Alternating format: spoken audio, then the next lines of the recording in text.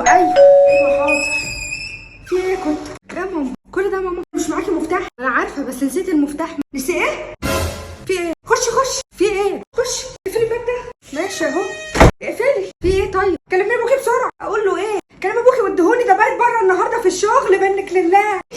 خدي دول المسمارين دول في الباب. ماما الموضوع نسيت المفتاح، البيت هيتسرق. ايوه ما انا عايزه افهمك بس. اسكتي مش عايزه اسمع صوتك. ما انا عايزه اقول حاجه يا ابو عادل. يا اخويا بنتك نسيت المفتاح وقعته في الشارع. هات لنا نجار بسرعه. اتصرف انا قاعده جنب الباب مش هتحرك. ما انا عايزه اشرح لك يا ماما عشان مش عايزه اعرف حاجه، مش عايزه اشوفك قدامي اصلا. اوعي يا ماما، انا عايزه افهمك ان صوتك بينرفزني. اسكتي منك لله. مش خلاص بابا غير كلونه حضرتك تحتي؟ الحمد لله، ربنا يريح قلبك زي ما ريحتني. خلاص يعني هتفضلي معجباني على طول؟ سيبك عين تتكلمي يا بنت، بتنسيلي لسه المفاتيح وبتضيعيها، هيتخصم من مصروفك الكالون ده. انا نفسي تسيبيني اخلص كلام يا ست.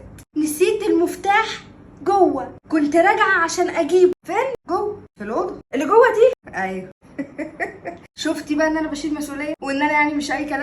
شوف وانا اللي غلطانه برضه يعني. يعني انا انسى المفتاح في الاوضه مش عاجب، تفكريني نسيت بره مش عاجب، في كل الاحوال يعني لازم اخد الشبشب. لا وانت الساده انت تاخدي الثانيه بقى. لا عاجبني. ماما معلش انا مش هتعبك ولا ماما ولا بابا، خلصت اللي ورايا، عايزه اشرب كوبايه الشاي بتاعتي بمزاج. مش تقولي لي طيب حضرتك عامله كوبايه الشاي بتاعتك؟ يعني انا ما كنتش فاهمه يعني. طيب انا بس ما خدتش بالي عشان مش قادره اكلم اللي انت تحبيه. وحته البسبوسه اللي مش مهنيني عليها كلها. ما تنرفزنيش بقى وتخليني اعلي صوتي. روحي خليني كده اقعد كده بمزاج. اقعدي بقى على الكنبه مع الست، كوبايه الشاي، محدش يتكلم خالص. ايوه الله ينور عليك. يلا انكشحي من هنا. ماشي يا عم روقان. عامله زي ابوكي تحبي تقلي مزاجي. حب ايه اللي انت سيد جمال انا سامع الست من على السلم، خدي بالك. قلت اكيد المعادله قاعده رايقه. الست بقى وبتاع. الله عليك يا ست. الحفله دي انا بستناها من 10 ل 12 كل يوم. مش مرات ولا اخويا كلمتني النهارده؟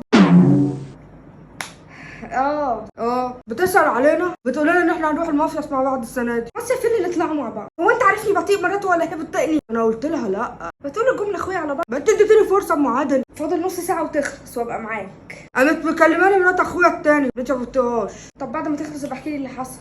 جعان انا. ماشي كنت اتسخن لك جوه. لا تحلاليش اللقمه غير من ايدك يا ست. بعدين مين هيعمل لي كوبايه الشاي؟ انت عارفه انا ما بشربهاش من ايد حد غير. الشاي لسه بعد الاكل كل الاول. برضه مش مطمن. انت افتكرت كل حاجه اخويا دلوقتي؟ ده انا باجي احكي معاك بساعتين ما بتردش عليا لما بيكون في ماتش. سيبني بقى.